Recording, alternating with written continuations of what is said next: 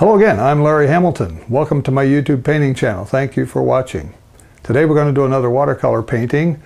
I haven't done one for a while and I thought it was about time to do one. I'll have a watercolor paint along coming up in the month of May. But I don't know if this is one of the paintings we'll do or not. Probably not.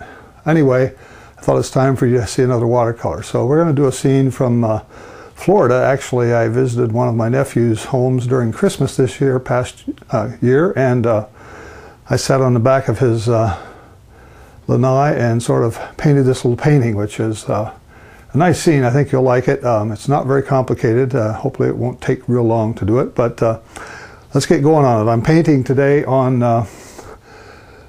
Fabriano Artistico paper, 11 by 14 paper. It's 300 pounds and it's cold press paper. I have a very, very light sketch here. You can hardly see it. It was just some lines to kind of indicate where I want some trees and some water. For those of you who use the metric system, this paper is 28 by 35 centimeters. It's 640 GSM. So hopefully that'll help with some of you who don't use the English measuring system. All right, so I'll go over my brushes very quickly. I have a lead-in I put on the front of these videos. It has it shows I use Arch's 140-pound watercolor paper, but I've sort of changed that lately. I've been using Fabriano. But the brushes and the paints are all listed there, but I'll go over them very quickly. I'm going to use a 1-inch flat brush.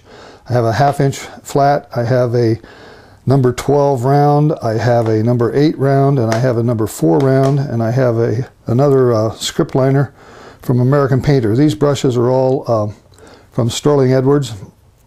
And I use his palette and these brushes, and I kind of follow his style a little bit, and I use other styles from other painters I've studied with as well. Let me go through the paints very quickly here. We have neutral tint. These are My Mary Blue transparent watercolors. All of them are very transparent. We have neutral tint. We have cyan blue. We have ultramarine blue. We have ultraviolet. I have Crimson Lake, Garnet Lake, Cadmium Red, Burnt Sienna, Raw Sienna, and Yellow Ochre. I have here on the outside Cupric Green, similar to Phthalo Green. I have a Golden Lake and 2 yellows, a Limon Yellow and a Primary Yellow. Inside here I have Burnt Umber. I don't use it very often, but once in a while. Sap Green, Avignon Orange, Primary Red Magenta, and Stildegrain Brown, and I also have a little light red over here that I brought in from Grumbacher. I use it once in a while to get some nice earth tones. So that's the paints that I'll have today. Again, they're My Mary Blue paints, and I really like using them. I think they give a nice transparent texture on almost all of the paintings I do with them. So with that being said, and without me talking anymore, let's just get going on this painting. I think I have you zoomed in so you can see pretty much the whole painting. I have another camera that I'll use if I happen to step in front of this, but pretty much I'm going to leave it like this. And let's get going. I'm going to get some clear water here. I have 2 water containers that are both clear to start with, but I will dirty one of them and try to keep the other one clean. It's always a good idea to have some clean water along with your dirty water and try to not mix them up too much. So I'm just going to wet the sky here. I'll overlay a picture of the photograph that I started with somewhere during this video when I do the editing afterwards, and I'll also show you the finished painting that I'm using as a model, the one that I did plein air in Florida during Christmas time. But I want to just get this kind of nice and wet. It's 300-pound paper, as I said, so it'll hold a lot of water, and don't have to worry about being over wet. Usually with watercolors, you can wet them as much as you want. Sometimes dry paper is worse to paint on. You don't get the same nice soft effects you get with water on the paper. Plus you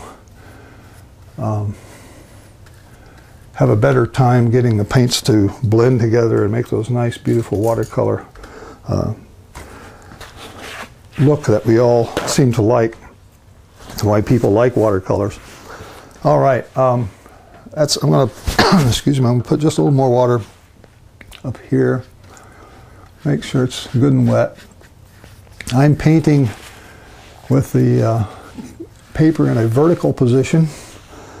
Most watercolor painters paint on an angle. Some paint almost nearly flat or a 15-degree angle. This is completely vertical. And I do that primarily to facilitate my making of the videos, because I don't have overhead cameras and overhead gantries and structures where I can mount a camera above, so I can't paint in a flat sense. So I'm just mixing up a little ultra blue here, a little bit of violet, a little bit of Crimson Lake. I'm also going to put just a light wash here of some of my raw sienna. It always makes a nice sort of a yellow background that kind of helps, and when you touch some blue into that, it picks up just a little green, not much. It doesn't really get very green, but just brushing on a very light amount of raw sienna. And then I'm going to pick up my blues here with this big 1-inch brush. So far I've used a 1-inch brush, is all I've used. We'll start putting in a little sky here and let it run. Leave some holes for the clouds. Change the color, get a little more blue in it over here. So I'm just letting it run and mix first in my palette, and then I'm letting it run and mix on the paper here as I do this. And just a flat brush, I'm just kind of laying it down and letting it go wherever it wants. Just a little bit more up here maybe. Put a little shadows in. I usually pick up a little bit of neutral tint is the color, my Mary Blue color, but it's also known as sort of a Payne's Gray might be a good alternative if you don't have my Mary Blue colors. Put just a little bit of a cloudy shadows here in some spots. Very fast. You don't want to keep messing with this because you'll end up with a mess. Usually the skies, you want to get in there, work fast while it's wet, wet on wet, and leave it alone. Okay. Got a little bit of a dark right there. I'm going to try to fix that. You got to be careful trying to fix this stuff when the paper's wet, because it definitely will cause blossoms. Blossom is caused when the paint on the paper is drier than the water and paint in your brush. And when you touch your brush to an area that's drier than that, the water runs from your brush into the paper and makes a blossom, or sometimes they're called a cauliflower. So those are sometimes nice effects if you do it on purpose. Sometimes they're happy accidents. But most of the time you don't want blossoms and cauliflowers in your paintings unless you're painting a vegetable called cauliflower.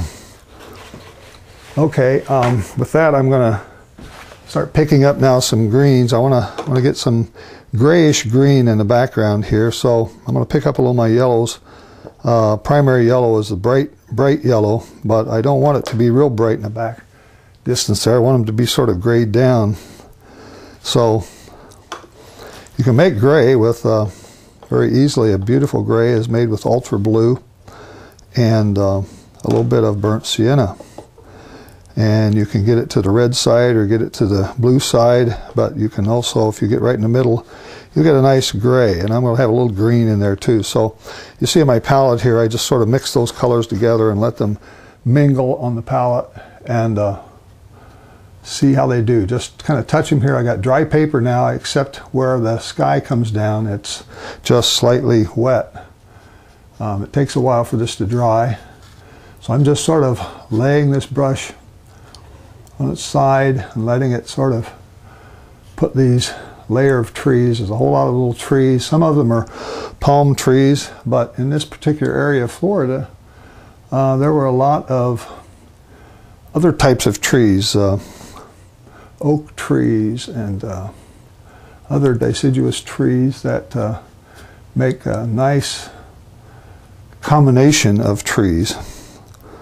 So a little more color in here, a little more paint. Darken it down just a little, get a little grayer. And change the color. I'm trying to make sort of a change of color here. I don't want it to be all one color. I want some differences in the colors here. And also I'm making the top line so it's not straight. Even though when I sat and looked at this from the little patio I was sitting on, they all looked almost like a straight line. But if you've heard me before, we don't paint straight lines. We try to not paint any specific geometric shape. We try to avoid clones. A clone would be something that looks like two humps to the eye. From a distance, those two could look like a clone. So let's change it. Let's make one either a little taller, put a couple trees sticking up there, maybe like that, so that it doesn't look obvious that we are making two humps of trees. Clones they're not very pleasing to the viewer. Most geometric shapes, if you look at study the painters, and I've studied quite a few of them, the professional painters do this instinctively, but rarely, if you're in a workshop with them, do they tell you what they're doing or why they're doing it. They just sort of do it instinctively, and you see the results and you love them, but you're not sure why they're doing things that way. But the top line of that row of trees, when I looked at it on the photograph, and I'll show you the photograph, is almost horizontal. So I have changed it. Using my artistic license, I've made it look a lot more interesting. A few darks in here. Excuse me, I have a cough today for some reason.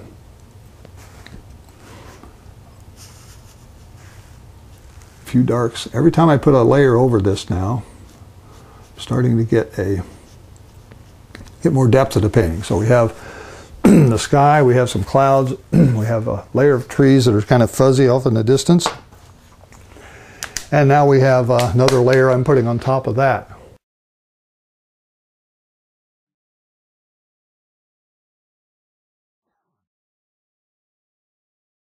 Again, I'm just using this big old flat 1-inch brush and letting it do its thing, just sort of touching here and there, picking up some yellows, picking up different colors to sort of change what's going on back there. Since this was done really in the December time frame, there wasn't a lot of green showing on some of these trees back there.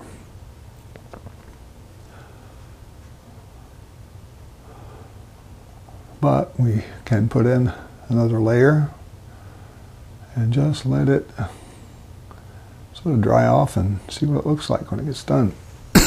I always like to step back, get away from it, take a look and see if it's looking good. I still see almost a clone here, and I tell you this curve of this set of trees and that set of trees still looks like a clone to me. They look like duplicates. They may be there in nature, you may see them. Nature gives us a lot of clones, but try not to make your paintings look like that.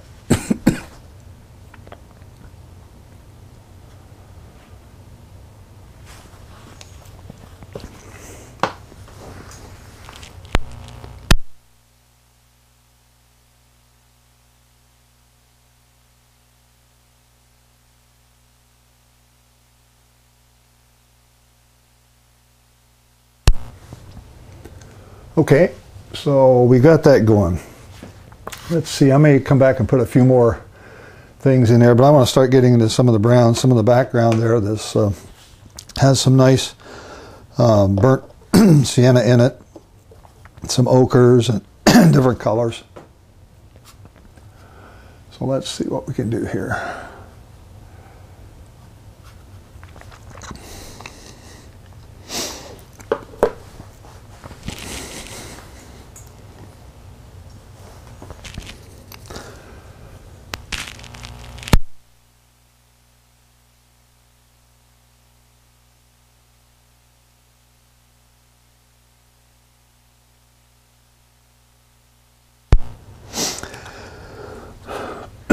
Sorry folks, I'm having to turn my microphone off when I have a bit of a cough. So hopefully that's not too annoying. Pick up a few ochres and these earth tones over here. Start seeing if I can start whipping in some of the bank. There's a lake that lays out here.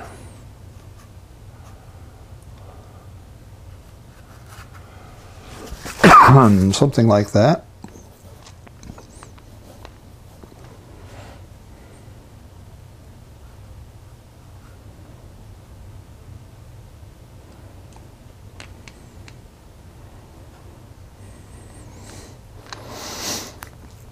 Pick up some different colors, change it up.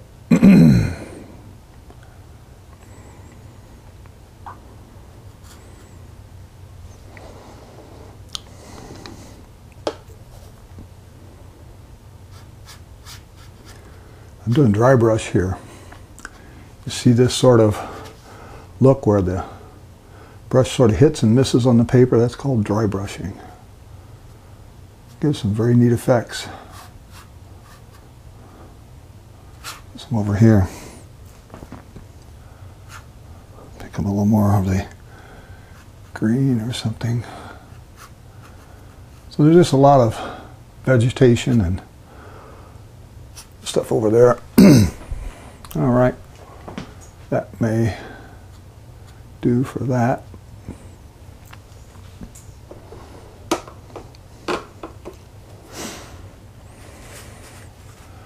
think I'm gonna maybe run the hairdryer here and dry this thing because I want to put another layer of trees here. So I'm going to turn off my microphone and I'll blow this dry.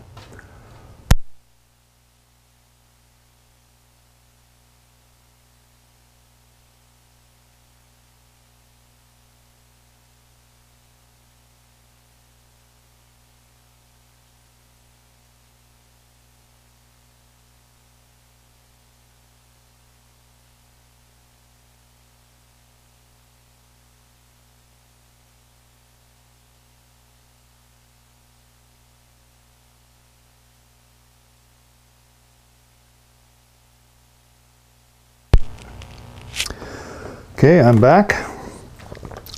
See if I can get another layer of trees in here, give it a little more depth. Every time you put another layer of trees in, you get more depth. The more depth you have, the more interesting a painting will become.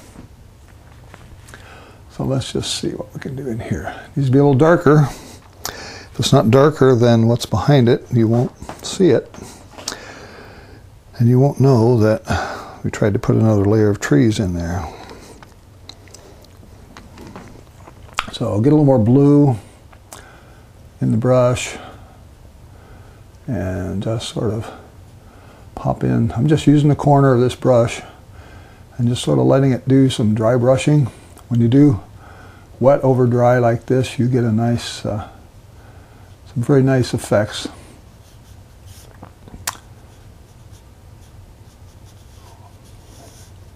A few things over here that are darker maybe. And there's maybe a few vertical. Start seeing some very maybe tree trunks that are sticking up out there. Use the brush and just put a little, just stipple it like that, and then sort of fill in around it.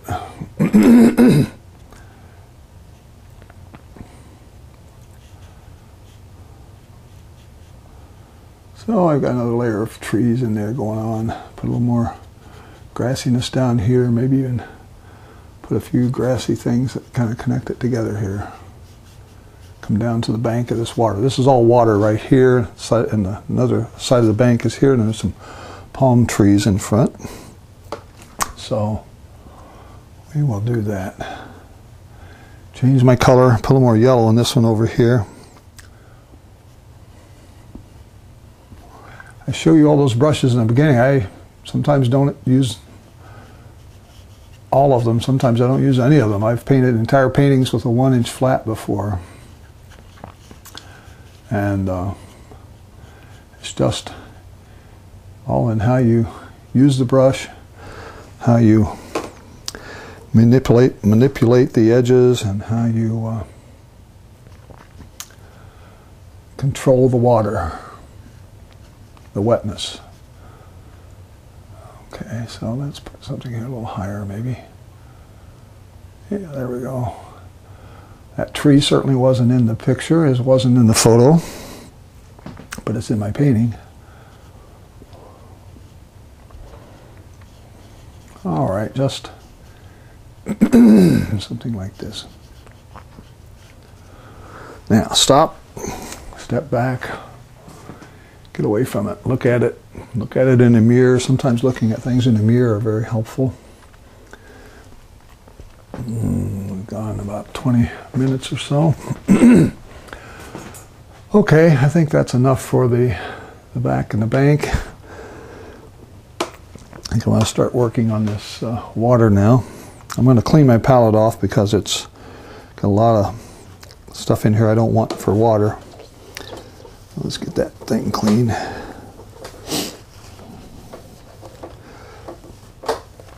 Alright. Okay. So how do we do water? Well, a little bit like you do the sky.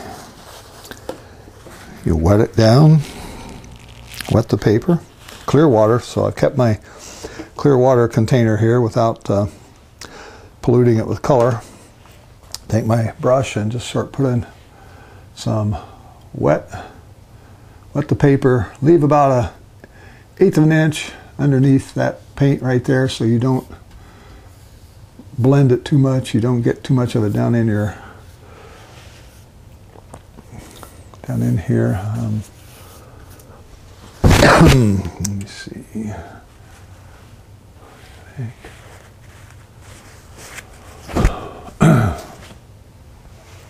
I'm going to have a lot more water in this painting, I think, than I did in the original. However, because I had a lower horizon. This case, I have my horizon right here. In my first go around, my horizon was right here. That's what that line was supposed to tell me, but I didn't pay that much attention to that line. So now I got myself in a little bit of a fix here, but we'll make this about the water as much as anything. So just wet it.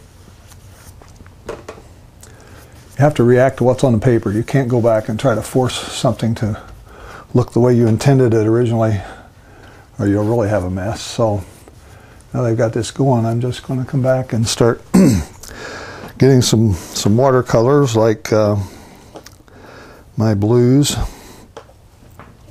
Some of the colors from the sky, actually. Put just a tad of these various colors in there. And we'll just start walking down the water as that's starting to... I think I want a little bit of green in there somewhere. I did pick up a little bit of yellow, so I'll put a little bit of that green color. We'll start over here and we'll just start pulling down like this.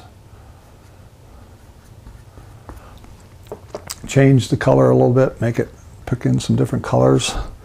Pick up maybe a little yellow that's coming from some other trees. Bring it down, just let the water on the paper here, just sort of pull it down. So I want to make that, change the color a little bit, mix it up, get a little alizarin or crimson lake. Crimson lake looks a lot like alizarin crimson, so I kind of mistakenly call it alizarin once in a while, but don't let that confuse you. Down here I want this to be all soft edges, so make sure that the paper has water in it and that you're pulling down into clear water here. I'm going to put some more semi-clear water here since it's all water. Pick up a little of my browns that I have in the bank, and we'll just pop those in here to sort of reflect the bank a little bit in some spots.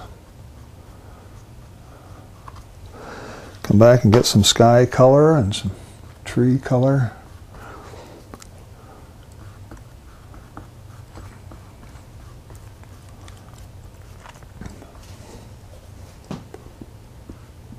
So the water is being made by vertical streaks, vertical brush strokes that tell you that's water.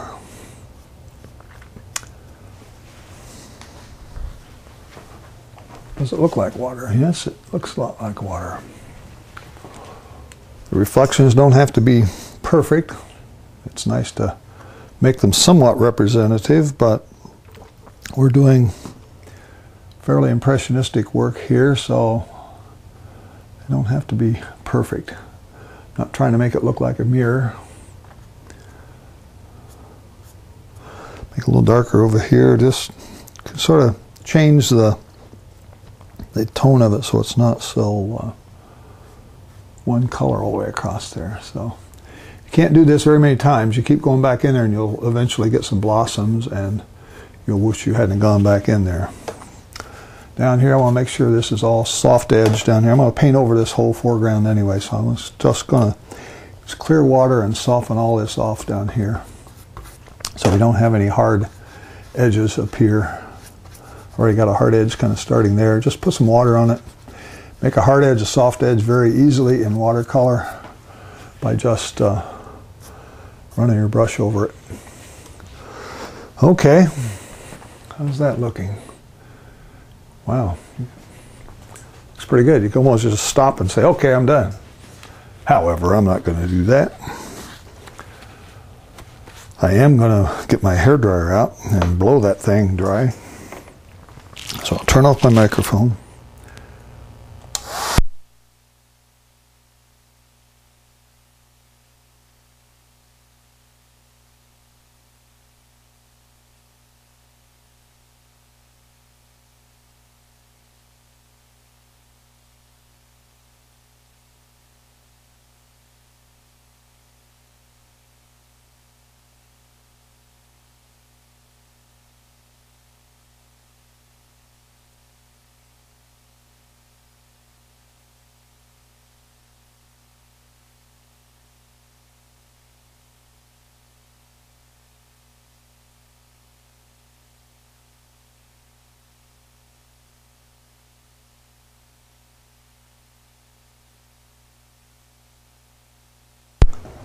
Okay, so still feels a little damp. Check the paper with the back of your hand, not the front of your hand. You have oils on the tips of your fingers that will get on the paper, so always use the back of your hand. You have less oil. If the paper feels like room temperature, feels like your hand, it's probably dry. If it feels cool, it's probably still wet. I can still feel a little dampness here. I didn't probably dry it long enough, but I think it's dry enough that I can put in some some of the bank on the distance back here. Go back and we'll restate a few of those.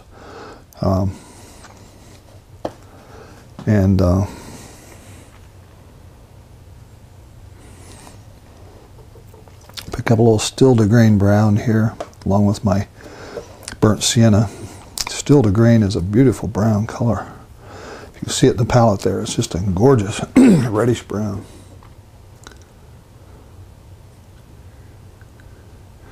So I just want to give this a little bit of definition back here so I don't have just such boring banks. I want to put a little something to make it look like it does touch the water here in some spots. Change the color, don't make it all brown. Pick a little bit of, picked up a little bit of my neutral tint or Payne's Gray if you have it. And just going to put in here some other marks. Basically, we're trying to show a little bit of shadow, and we're trying to show the bank of the back of this lake.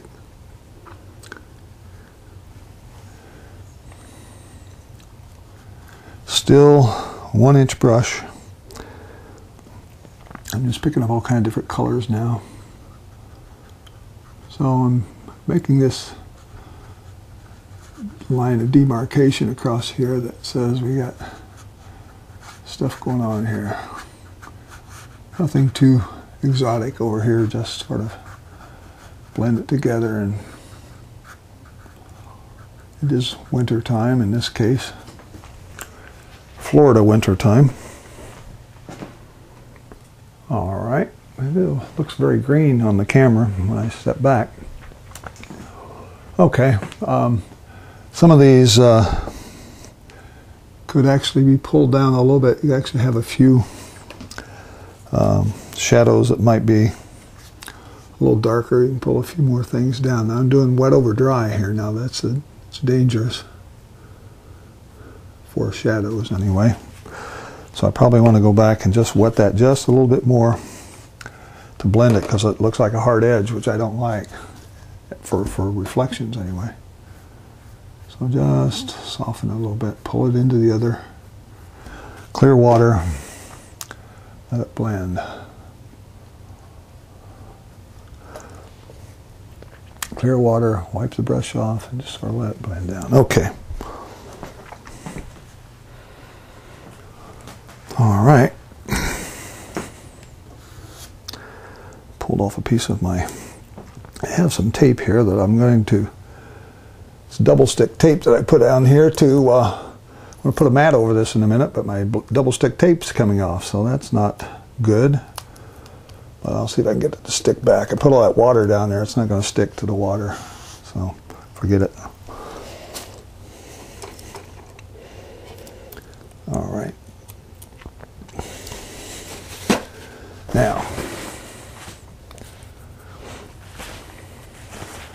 Now, the way you can make this thing even look more like reflections is to take your brush, get some clear water in it, and get it to a nice sharp point, sharp edge, and just sort of draw some lines to lift the paint up across here like this. Wipe it off, make sure it's clean. You don't want to drop any more color in there. But just make horizontal lines that make it look like there's something going on in that water there. So it helps continue the illusion that we're trying to create of water with some very slight ripples in it, not much. I think that'll do it. All right, foreground. That's the middle ground. Foreground, I've got some little pine trees here in the foreground. I got some just scrubs and some bushes and things that are along the foreground. That's really all there is to this painting. I am going to change brushes. I'm going to pull out my little 1/2 inch flat. So far I haven't used anything but this 1-inch flat. Get my 1/2 inch flat just because I want to have something to make the trunks of the palm trees in the foreground with. So I'm picking up some of this brown color I have, and a little bit of this gray color, and this is dry now. So I'm going to come in here and just sort of put in the trunk of a palm tree here and sort of make it go about up to about right in there, something like that. Come back and put a little bit more of a base on it. Squiggle it, make it not perfectly straight, but try to make it there, something like that. I have 3 small palm trees here I'm working on. Pick up a little more neutral tint, get a little bit different color.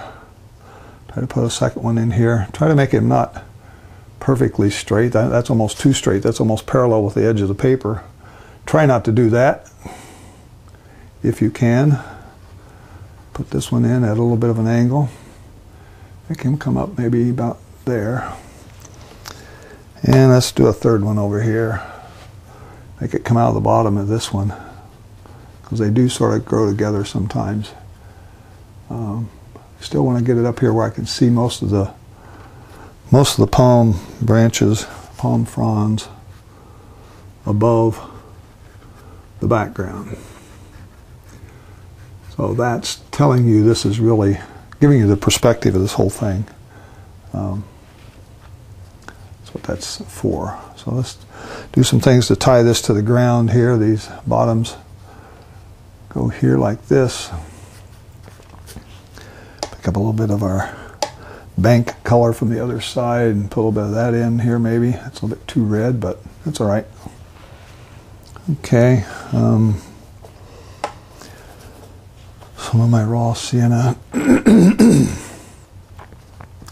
So I'm just painting the front edge of this now. I've got these palm trees started. Okay, palm tree could have just a little bit of, I don't even remember where the sun was coming from in this painting. But let's say it's coming from the 2 o'clock position this way. Therefore the back side is going to be a little bit darker. The left side of these palm trees, I just want to touch in a few.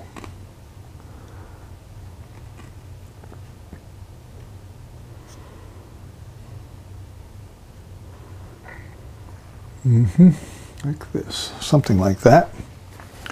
It's almost too obvious. Let's tone it down a little bit. Okay. All right. So we got the base of our palm trees, and we got some other stuff going on here. I want to try to make this foreground a little bit more finished off. Let's just see if we can put in some more stuff here. Mix the colors, get some blues and grays and reds, and I'm just painting the foreground. I want this foreground, I don't want it to have clones in it either. Pick up some yellows, maybe some ochre here, some of my earth tones. Start mixing those in. A little more water in the brush. Pick up something over here that's going to look like it's grassy, or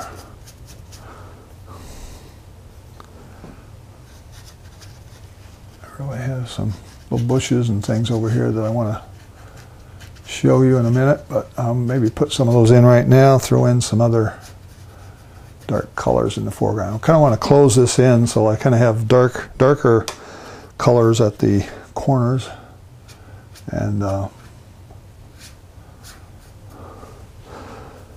lighter colors in the middle. Help keep the eye focused more into painting.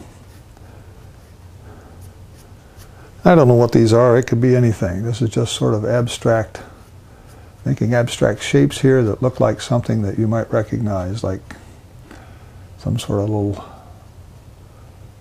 bushes, leaves, weeds, grasses, something. I'll get my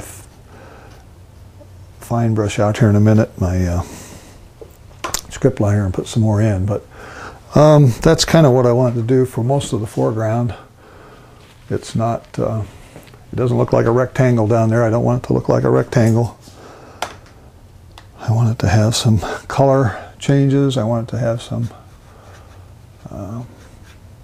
dark areas and some light areas. So, okay, that's good enough for now, I think. Let me put a few more reds in here. Pick up that red from the background, bring it down. Always good for harmony. Put in some, maybe there's some rocks or something here. Not a lot of rocks in Florida unless they bring them in and put them in the yard specifically. All right, palm fronds, I think I made those with a with my flat brush as well. There's some olive colors there. You can make a good olive color with your neutral tint or Payne's gray and one of the earth tones, ochre, yellow ochre here. You get a nice olive color. If you add different colors of that earth tone, you'll get, if you bring in some of the raw sienna, you'll get a little bit different color of olive. And if you bring in even the raw sienna, not raw sienna, burnt sienna, you'll get some other more brownish colors. So those colors, and then if I start throwing on top of that my primary yellow, I'll start getting some other greens that I can make these palm trees, fronds, look right, I hope. I'm going to start like right in here. All this is dry. Now I'm painting wet on dry again. So I just want to make these things sort of look like palm fronds. And you just take your brush and sort of flick them out like that. Bring them out like that. Put something really dark in the center. They always have a dark area here in the center that's darker than anything else. So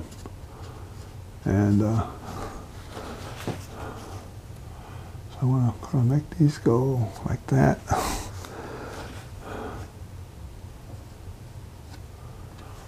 That, pick some more yellow up. I'm getting too much brown in there.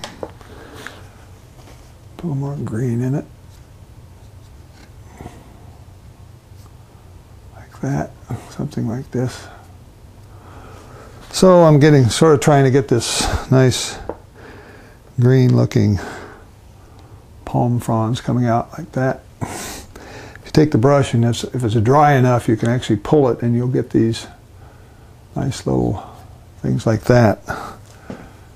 The water's got to be just right to make that happen, but it's all an experiment. You probably want to spend some time practicing on another sheet of paper before you start putting it on here. I didn't have much time to do that today, so I'm kind of doing it on the fly. Pick up some of this brighter yellow, see if that makes a bit different color in there. Yeah, there we go. So I'm getting some different colors of palm fronds coming out here. When I get the same value here in the palm frond as I have in the background, you can't see the palm fronds. And that's a contrast error that I'll try to fix here in a minute, but I can always come in and put some darker palm fronds like this, and all of a sudden you can see them. So I'm using sort of an olive green with some different yellows in it, pulling up some couple of my different yellows. I got a real mess in my palette, but I'm still just using this 1/2 inch brush. So I only used the 1 inch flat and the 1/2 inch flat today. And that may be, other than I'll get out my little script liner here in a minute and put in some other foreground foliage here in a minute. But let's just keep doing this here and get these things pretty well filled out. I've got to get my dark area in there that I'd like to have. Something like this. Try to make them not look identical. Try to give them some individual.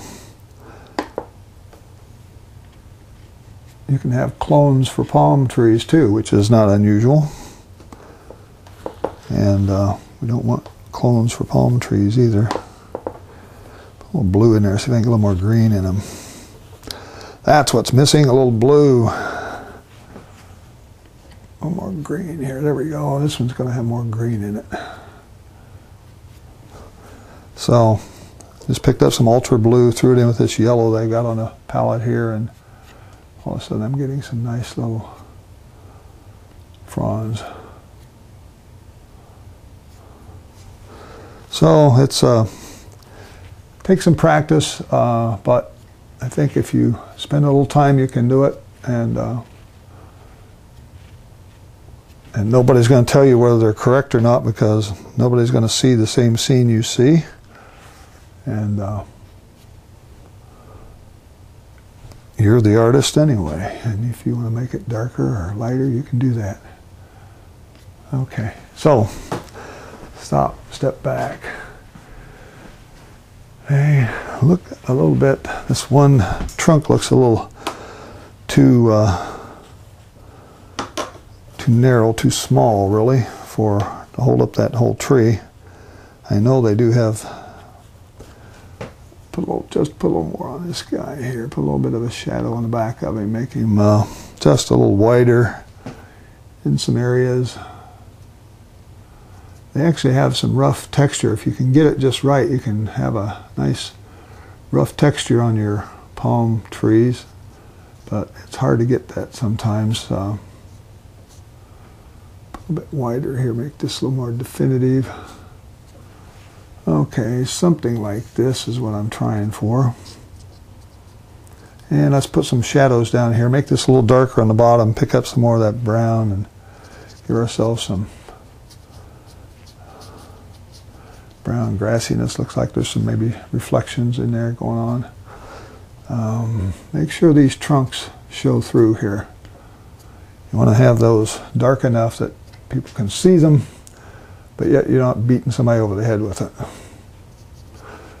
Okay, now where's my little script liner? It's time to bring him out here. Before I do that, I did have some few more bushes here I want to put in on the right side. Get some of this gunk out of the palette now. I'm getting too much in here and I'm having trouble. You want to keep your palette clean generally, but sometimes having a mixture of colors in there is good, because it lets you reuse colors that you've used already, and it lets you add more harmony to the painting. As long as you can do it without getting mud, you're okay. But a lot of times beginning painters get a lot of mud in their paintings, and it's because they either don't keep their palette clean or don't keep their water clean, or some combination of events that paint over. If you keep painting over that, if I keep painting over some of that stuff, it'll turn to mud as well. So we don't want mud anywhere. Pick up a little bit of this light red here. It's really a bright color. Tone it down maybe with a little bit of my burnt sienna. I just want to put a few. I'm going to put some clear water down here to get myself a little bit of, in this area right here I want some bushes, but I'm going to put a little, just wet it just slightly with a round brush here, so I can get some hard edge and soft edge in there. And I'm not going to paint it with that brush, but I'm going to come back, and if I can find that area again, it's like right in here, so I want to just sort of, if you do this, you see how that, where the brush hits the dry paper, it makes this sort of a nice, real dry brush effect, which I talked about a while ago. So you can get these things that make it look like there's really a nice bush or something, and you just flick the brush out over that, and you get these really nice dry brush areas. But you also have the soft inside area that makes it look three-dimensional. Big part of painting is trying to get forms looking right so you have three-dimensionality. If you don't try to get three values in an object like this, whatever that is, you won't have three-dimensionality.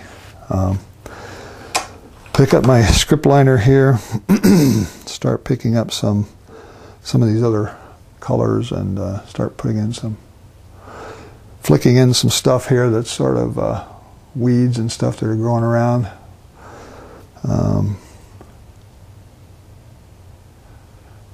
Maybe something like this. Put in a few. This was a bank near the water that was basically a lot of weeds were growing around it. Again, I don't want to overdo it, and I don't want to take 3 days to do it. So I'm putting in some dark down here at the bottom, trying to connect these things to the earth, if you can do that. put some shadows in there, it starts making them look more three-dimensional. Pick up some more of these yellows and see if I can get some more green, yellows and blues here. Will give me some. I'm using lemon yellow and ultra blue. It makes a sort of a milky green. If I use this primary yellow here, it's more of a pure yellow, I guess. I have a lot of dirt in it right now with my other colors that I've mixed in there, but it gives a more of a bluish green. So let's see what we can do over here like this with this guy. Sort of flick in some bushes. I'm using the side of the brush like this, sort of flicking up into the dry unpainted area and dry paper, and it just makes some very neat scrub grass, weeds, whatever. Don't make them all look alike. I'm making clones. If you look over here, I see little clone-like things. I don't want that to be that way. Let's mix them up, change it up a little bit. Okay. Clones only worked in Star Wars. The Clone Wars, if you ever watched Star Wars.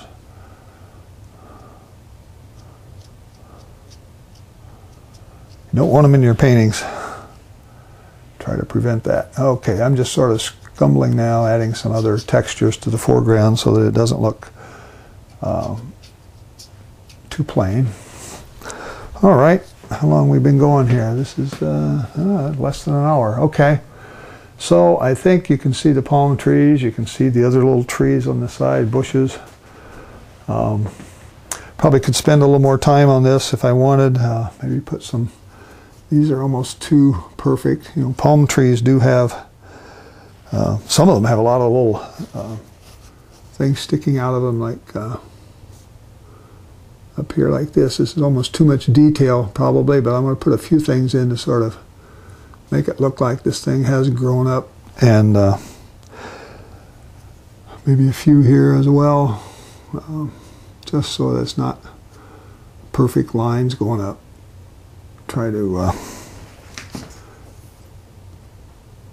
make it look a little bit fuzzy. Some of these actually have a fuzzy appearance, if you know what I mean. A little bit of something like that. Add a little more texture. These are in the foreground, so you can put some detail. You want to put the detail about eyeball high. If you were standing out here looking at them, this is where the detail, most detail should be. So just throw in a few things that sort of rough the edges up, make it look a little bit wider and maybe not quite so perfect. Here, let's put, this is something like that, and sort of wipe it down. All right, I think got some enough stuff in here to tell the story, and put a few more contrasting things in here, a little more dry brush. There we go. The dry brush really does neat things on that paper. This 300-pound paper is really good for stuff like this. Okay. Maybe just a little dry brush up in here. Show there's some other growth. All right. Stop. I'll make it worse. All right. I think that's all I want to do for this one. So I'll zoom back and I'll say thank you for watching, and till I see you again, this is Larry Hamilton saying so long for now. Goodbye.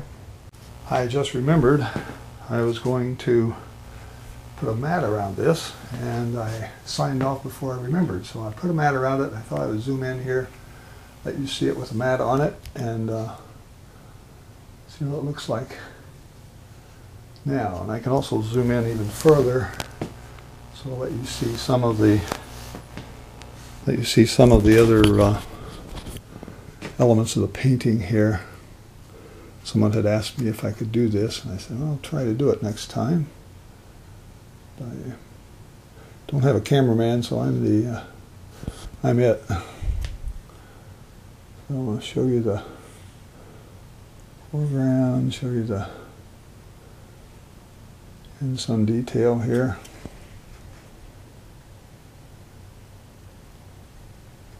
have my camera on a tripod, so it's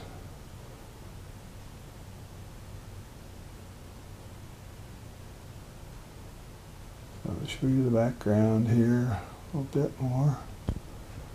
Pan over.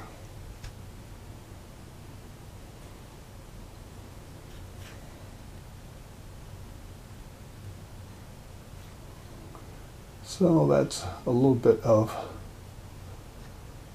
the painting up close. I'll zoom out now, and now I'll say thank you for watching, and I'll see you next time. So long.